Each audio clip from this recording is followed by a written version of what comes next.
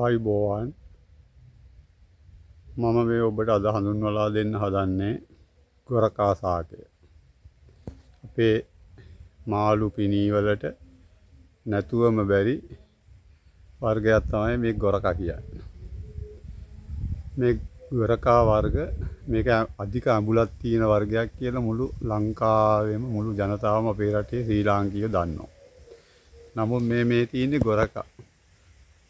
සමහර කට්ටිය දැකලත් නැතුව ඇති. මේ තියෙන ගොරක හැදෙන, මේ තියෙන කොළය, මේ තියෙන ගෙඩි ගහේ.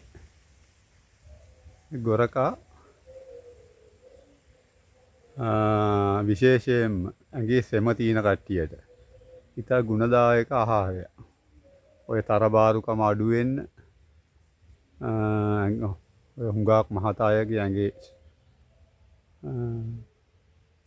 ලේ පිරිසුදු කරන්න මේ ගොරකා වෑංජනයට දානවා. මාළු වලට එහෙම දානවා. එතකොට මාළු වලට එහෙම දැම්මාම මේ ගොරකා කන්න ඕනේ. ගොරකා කෑල්ලක් නිතරම වෑංජනයේ තියෙන ගොරකා කෑල්ලක් තමන් කනවා නම් තමයි හොඳ. ඒ වගේම මේ ගොරකා මාළුවකින් අරගෙන තම්බලා ගත්තු ගොරකා කෑල්ලක් තලලා තැළුමකට තියලා ගැට ගැහුවට පසුව ගොරක අමු ගොරක කෑල්ලක් නෙමෙයි මාළු වෑංජනයක තම්බලා ඉවර වෙච්ච ගොරක කෑල්ලක් පිරිසුදුට සෝදලා අරගෙන තලලා තැළුම වෙච්ච ස්ථානයේ තියලා ගැට ගහලා දවස් දෙකක් තිබුණාම තැළුම සම්පූර්ණයෙන්ම සුව වෙනවා. ඉස්සර අපේ පැරැන්නෝ ගෙදර මලගයක් වුණායින් පස්සේ මේ ගොරක අඹරලා රෙදිපටියක් තියලා බුරියට ගොරක තියලා ගැට ගහලා තියෙනවා. ඒ කාලේ මේ ඔය එම්බාම් කරන ක්‍රම තියලා නැහැ. මේ තමයි ගොරකා සාකය.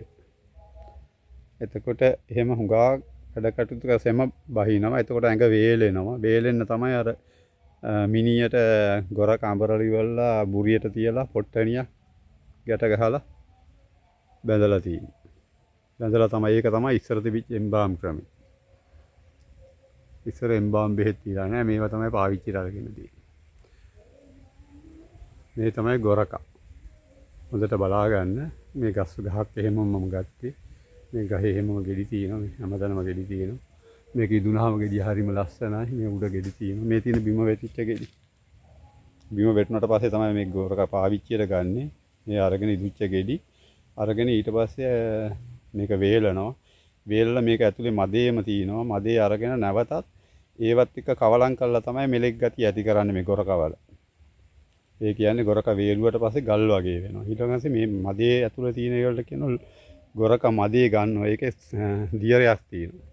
ඒ දියර නැවත කවලම් කරලා මැටි හට්ටියක හිර කරලා තියෙනවා. හිර කරලා ඊට පස්සේ දවස් සතියක් පමණ තියලා අර මද ටික අයින් කරලා ගත්තායින් පස්සේ තමයි අර ගොරකා ඔය මෙලෙක් ගතියට එන්නේ. මේක තමයි ඔන්න ගොරකා කියන වර්ගය. මේ තියෙන්නේ ගොරකා මේ ගහේම තීද්දි මට මේ ගහක් හම්බුණා. මේවා දැන් වඳ වෙනවා යන සාක. දැන් ඉන්න කට්ටිය මේවා ගැන දන්නේ නැහැ. වෑංජනයේට ගොරකා දැම්මොත් ඉතින් කාලා ගොරකා කෑල්ලත් වීසි කරනවා. එතකොට මහතායට තරබාරු කට්ටියට මේ ගොරකා කන්නේ කියනවා අමු ගොරකා. අමු ගොරකා මෙන්න මේ වගේ ගොරකා උයලා මේ වගේ ගොරකා වියලා කන්න කියනවා. ඇඟේ සෙම ගතිය බහින්න අමුවේ. හැබැයි මේක ටිකක් කන්න අමාරුයි. නමුත් සෙම ගතිය බහින මේ ගොරකා කන්නම්. මේක තමයි මම ඔය තවත් අපේ ආහාරයට ගන්න જાතියක් මම මේ ඔයගොල්ලන්ට හඳුන්වලා දෙනවා. සමහර කට්ටිය සමහර ප්‍රදේශවල මේ ගොරකයි කියන එක නැහැ. කොහෙන් හරි ගෙනියන එකක් තමයි කැමරට ගන්නෙ. හැම ප්‍රදේශයකම වගේ හැදෙනවයි කියන්නත් බැහැ. මේක වියලි කලාපේ එහෙම අඩුයි.